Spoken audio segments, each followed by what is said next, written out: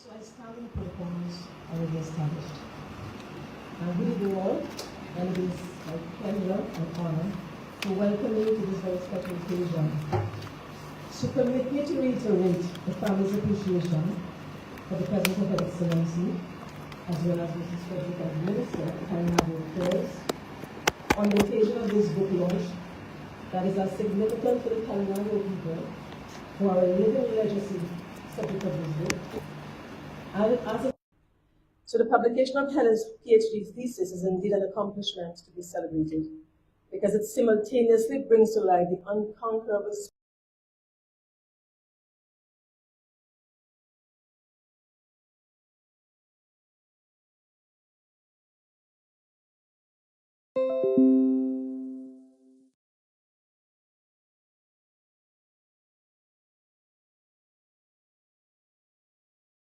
of our Calenagos, Dominica's people, getting a PhD awarded to them, which was said to be one of the best on UWI campus, Cave Hill.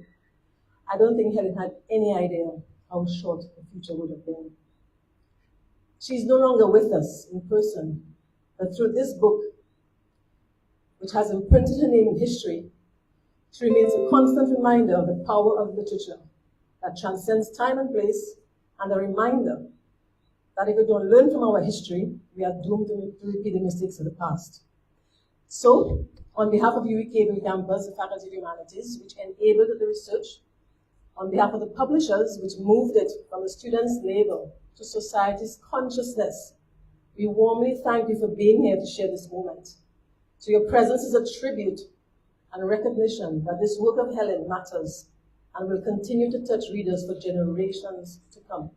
So I really, on behalf of the family, all of us, it is really heartfelt, and we thank you for being here.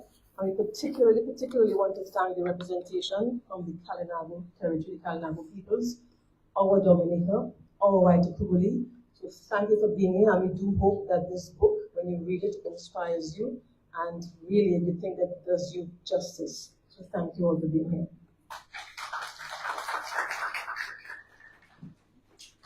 Thank you very much. Helen's daughter, not Diane's daughter, Helen's daughter, and her husband, well, no, Renee's husband is somewhere at the back, I think, with the baby. And Erin, who is Helen's baby sister, is also here present. So the family is here, and Erin's husband as well, and their daughter.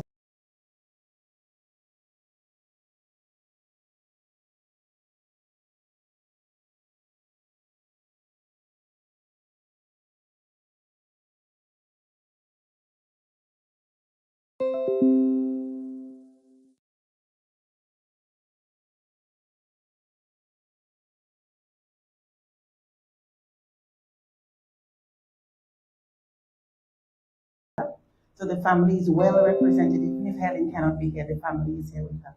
So we just wanted to spend a few moments introducing them. We also, at this time, are going to have 2 video presentations. First, throughout her thesis and beyond. And after that, we will hear from Professor Emeritus Alan Cobley, the editor of the book. With the support of Professor Beckles, Professor Cobley went to great lengths to transform the original thesis into this published work. So you can direct your eyes to the video.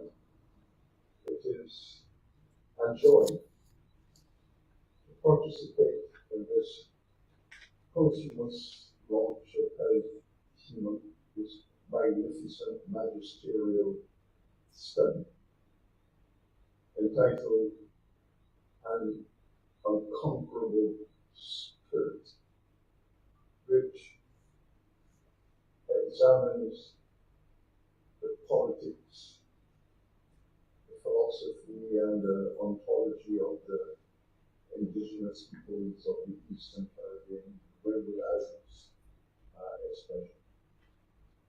And to do so in the company of the family, siblings, and children, and just to be here, though I would have preferred to be with you in the flesh, but this virtual intervention is less than I can accomplish at this moment. This is a historic circumstance. Helen Seaman was my graduate student. She was my undergraduate student also, and when she completed her first degree in history, and she was so keen to do graduate studies. She came to me and we discussed the possibility of what area of investigation she should consider. Cater to that, first of all, she should look at the area in the history of the Eastern Caribbean, because our task in the history department at Cape Verde was to ensure that politically, the economic and social history of the ECS would receive an aggressive level of attention to bring the historiography of the region up to par with the rest of the region. And she agreed, and I suggested to her that there was a field study that was crying out for a detailed academic analysis, a study of how the indigenous people fought so heroically colonization of their inner culture and space, and how the Virgin Islands became the frontier, the vanguard of a revolutionary struggle to keep colonization at bay, and critically to protect themselves and their lands from the imperial penetration that had been the standard in Barbados. Barbados had been the heart and center of this plantation and slavery culture. And the Virgin Islands were coveted. They were coveted by the English imperialists to expand the plantation model of Barbados into St. Lucia and St. Vincent especially. They had such in Barbados because the century prior, the Spanish had raided Barbados and captured as many of the indigenous people and took them off to Mexico to work on the lands. The Portuguese had been coming to Barbados and conduct similar trafficking of indigenous people, taking them to Brazil to work on sugar plantation. Those indigenous peoples, those Caribbeans who survived, fled to the Virgin Islands and consolidated their position, creating a vanguard.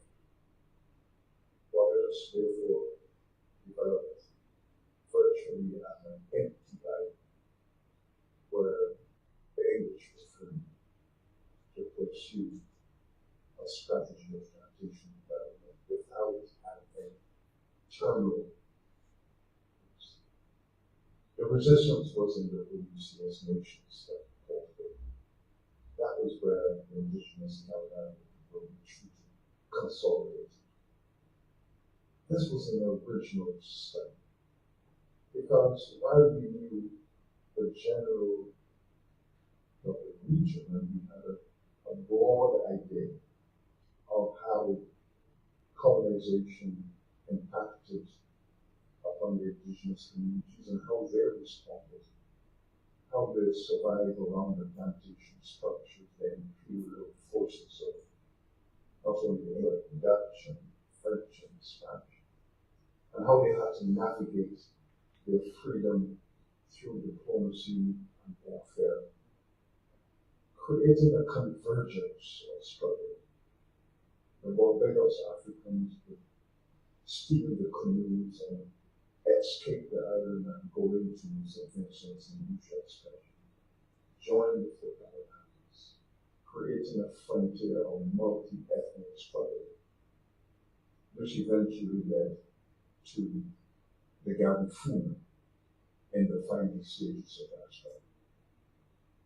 Helen gave us the first detailed analysis of this economic and political history, showing how indigenous peoples not only resisted the plantation, but negotiated with them, and at the same time providing a journey through the politics of rebellion and compliance, through compromise and resistance, and creating the most complicated political history imaginable, leaving behind a revolutionist. And this is why the Bermuda Islands were the last frontier in the Lesser Antilles to be dominated by European colonizers.